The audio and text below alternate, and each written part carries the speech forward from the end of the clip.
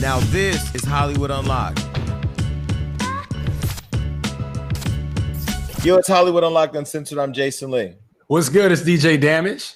All right, so we've been talking about the Black Brand Matters and talking about Black entrepreneurs. And so with us today, we have Takisha Clark, who's the CEO and founder of Capital Postal and Mailbox. She's from Compton, but your business is in Long Beach, right? Right, correct. Now, you are CEO, you are a boss. Talk to us. When did you have it in your mind that you didn't want to work for anybody?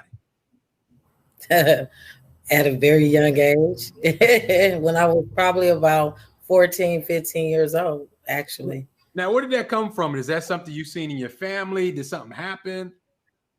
Well, yeah, I seen it in my family. My grandfather, he had businesses. My grandmother had businesses. And so that was just something that I kind of looked at as a young girl growing up.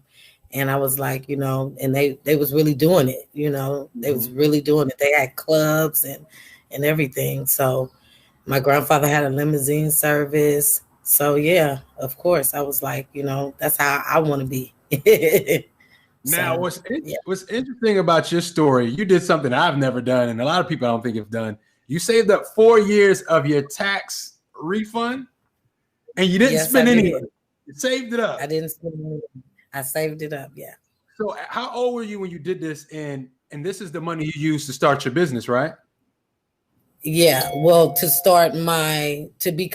when I first started my Liberty Tax, I started off franchising with Liberty Tax. I had a Liberty Tax franchise at first. And then I did that for like 3 years, and then I branched off and went independent and started my own tax company called Good Faith Tax Services. And then a year later, I started my capital. So you saved the tax money to start the franchisable Liberty Tax business. Right. Learned how to do it through the franchise, and then once you learned the game, went and had your own business. Right. Started my own business. Correct. So I basically paid for the game to learn how to, go off and do it independently. But that's what I tell people all the time, that the game is like, you're supposed to get in, learn it, get out and own it, right? Like ownership should be something that we should all strive to be, but you didn't just own a tax company. You also went on to own a trucking company and a daycare and then now a post office. So like, how do you just diversify your portfolio like that? Is there stuff that you're passionate about or just areas where you see, we could have ownership? Well, yeah, I'm passionate about helping people. So anything that got to do with helping somebody or, coming up with some kind of solution to help, with any business, is really coming up with a solution to resolve whatever the problem is. So for me, anything that I can help, then yeah.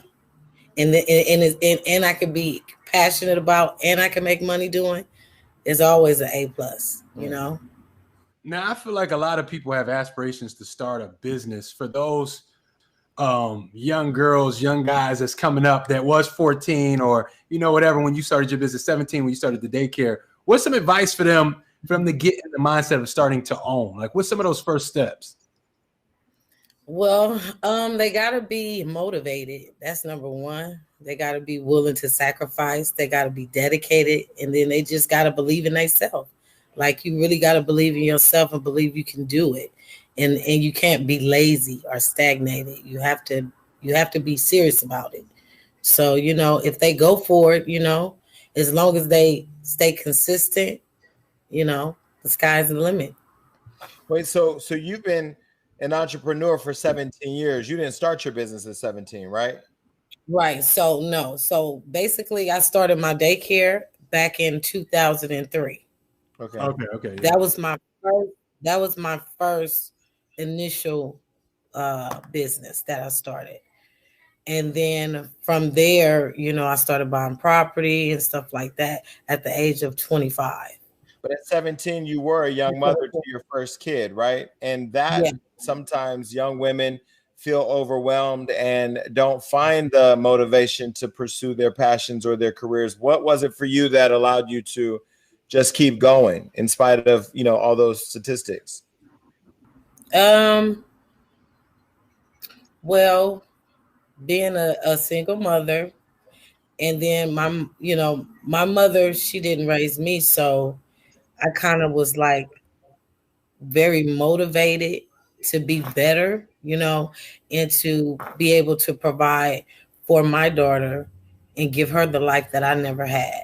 So I was just very motivated to just do something better with myself, with my life, and to be better as a mother for mine, because my mother was addicted to drugs. So my grandmother raised me and my siblings. So me and a friend of mine were talking about recently, she moved all of her money out of City National and she moved it into a Black owned bank. How important as a Black entrepreneur, you're an entrepreneur, Damage is an entrepreneur, I'm an entrepreneur. How important is it, how important do you think it is that we as a Black community support Black businesses, big and small? It's very important. I also have, I'm with One United Bank. That's the bank that I bank. It's a Black-owned business. Yeah. So I have my business accounts there and personal accounts there and everything. So yeah, I'm very supportive of helping and supporting my Black-owned businesses. So Capital Postal and Mailbox Service, how did that come about? And tell us about why you chose Long Beach if you're from Compton. Okay, so how that came about is, well, I always wanted to do a postal store. So that was something that I've always wanted to do. And it was funny because I had a friend of mine that I actually went to school with, and she had one first. And what happened was I was already in the process of trying to get mine going. And she contacted me and she was like, I'm selling, she shut hers down. She was in Compton actually. So she shut hers down. I don't really know the backstory of that, but she ended up shutting it down and she was selling everything. So she had hit me up because she know I had a Liberty Tax at the time. And she was just like, she knew I was, doing business. So she was like, she hit me up and said she had like all of the stuff that she had in her store for sale. So, and she sold it to me and I bought everything from her. And like 2 months later, I started my store, my Capital Postal location. And she was like, wow, you move fast. And I was like, yeah, because I was already in the process of doing it. Right. So it was just like confirmation when she called me about the stuff. For people, especially people of our color, Black people that want to start businesses, is it hard to raise capital to start a business? What's that process like? Well, it can be hard, but me, you just got to come up with a strategic way on how to do it. Like for me, like what I did, I said, I'm gonna save my refund money for until I get enough to do what I'm trying to do. And that's what I did because at the time, I wasn't established enough to actually go to a bank and get the money. But, I had to grow and learn those steps. But I ended up, saving my refund money, making my money, and I ended up starting my business. And that's how I started. So, it's ways to just be strategic about it. And that was one of my strategic ways.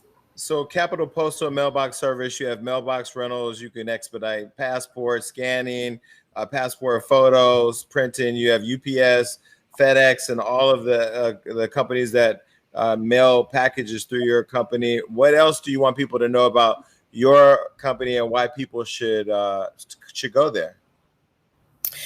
Well, what else I want them to know about it is that we have great customer service skills, and we're very hands-on with our customers. We treat them like royalty. So, I'm also adding other things to the store.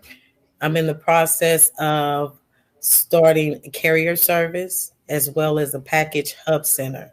So that's something that's in the makings right as we speak. So it's my store been approved for the package hub center. So, I'm still just doing paperwork, and getting that going. Well, nice. Congratulations. Well, thank you so much for coming here and sharing your business with us and doing business with Hollywood Unlocked. We want to be able to create a space for entrepreneurs of color all over the world to be able to highlight what they're doing, because you never know who's watching and who may feel like, yo, if she could do it, I could do it. So congratulations on everything. Yeah. And I just want to say one more thing. Like, I'm also in the near future, I'm working on that too, is I'm going to be franchising. So people that want to come on board and want to become entrepreneurs, I will be, franchising the Capital Postal and mailbox services. So, and then I'll help with getting funding for, the people that want to come on board. So, yeah, so that's something that I just want to throw out there. So if people is, I know people is listening, so I want to let them know that's something I'll be doing in the near future. Yeah, no, that's great. And tell Kevin over at One United Bank he needs to get behind that and fund it all too.